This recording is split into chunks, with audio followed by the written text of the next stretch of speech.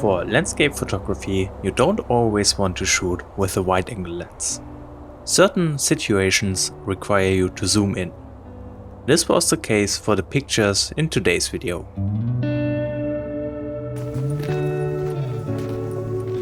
The goal for the day was to get a clean, sharp photo of the Burg Hohenzollern in southern Germany. I was aiming for pastel pink color tones in the sky. That meant we had to be there just after sunset and before the blue hour begins.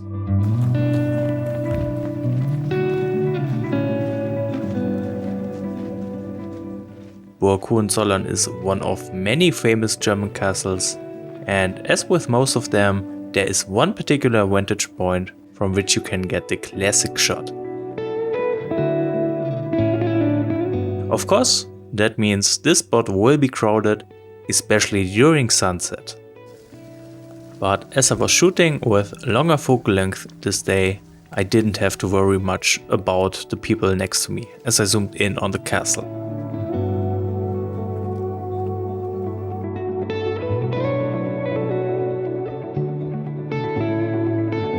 For the lens, I used my Sigma 70 to 300mm.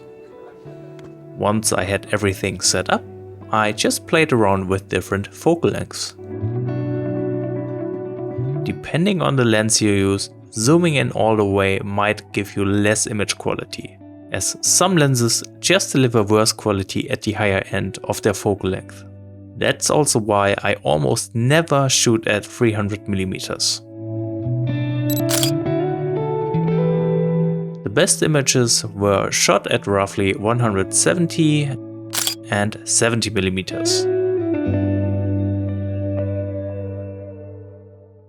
So while I was talking about capturing the Burg Hohenzollern, let me also show you the editing process for this shot. This is the 70mm version, as I already have uploaded a video on the 170mm version a few weeks earlier.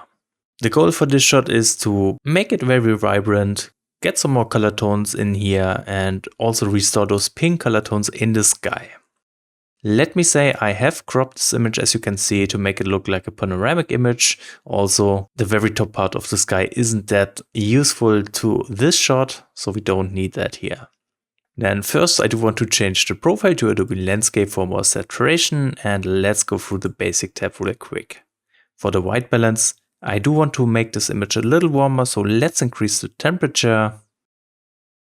And this will make the sky look much better and colorful already. I'm not going to touch the tint, I think that looks pretty good.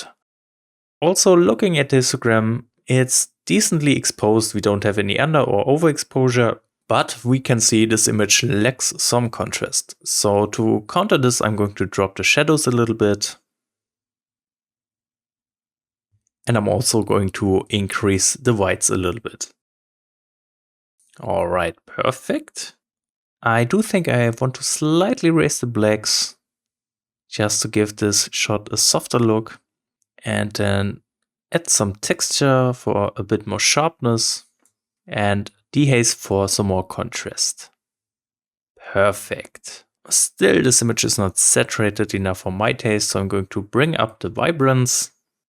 Alright, so let's compare it real quick to before. We got a lot more colors going on, and it's a lot warmer as well, so that looks good. Let's apply some local adjustments. First off, the top right part of the sky is still a little too bright. So I'm going to use a linear gradient, just like that. And with this linear gradient, I'm bringing down the exposure. Alright, let's rotate it a little bit. Perfect. And I also want to give this area a stronger blue color tone, so I'm dropping the temperature. Awesome. Maybe let's make the gradient a little softer. Then I'm going to create another mask. This time I'm using a radial gradient for the left side, and I'm going to make it really big. And I'm making sure the center of this radial gradient is just on the edge of the image. Let's increase the size a bit, and maybe let's make it a little thinner. In here I do want to have some subtle glow, so I'm starting by increasing the blacks.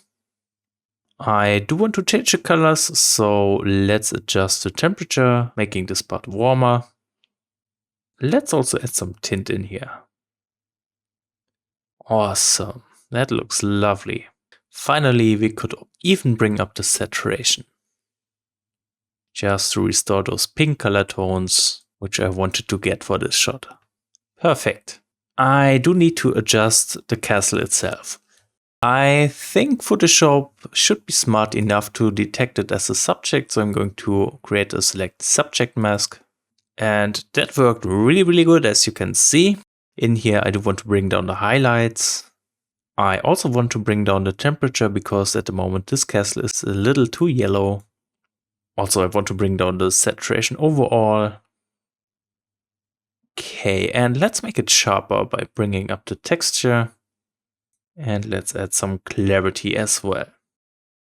And I guess that's pretty much it for the local adjustments. Let's continue doing a bit of color grading, and I'm starting in the curve tab. Here I'm just going into the red channel right here, and I'm bringing this point for the highlights a little to the left. And this will introduce some more pink tones, especially for the sky, just like I want this shot to be. Then in the color mixer, I'm simply going into the saturation tab and bring up the blue saturation, just to kind of balance out the blue tones versus the pink tones in this image. All right, then let's do the split toning. Here I'm starting with the highlights again, and I'm applying a warm color tone to them. And I'm bringing down the saturation, because I don't want to overdo it here. It looks pretty good. For the midtones, maybe let's just add a little bit of red. So I don't need to change the hue, I just bring up the saturation a notch. And then for the shadows, I am using a cold color tone. Just somewhere here, with a way lower saturation, of course. Perfect. Then let's head into the calibration tab. Here I'm dropping the blue primary hue, which again helps with those pink color tones for the sky. And let's bring up the saturation. All right, finally in the details tab, I'm going to sharpen this shot. Just like that. And now we can open it up in Photoshop. So the first thing I'm noticing is the image lacks a little contrast. I want to fix that by going into the adjustment layers, and here I'm going with a levels adjustment layer. And then I'm just bringing up the point for the blacks. Only a little bit, making them a little darker. And you can see we instantly get some more contrast, which looks really good. Then I think we can adjust the colors some more by using a simple photo filter adjustment layer.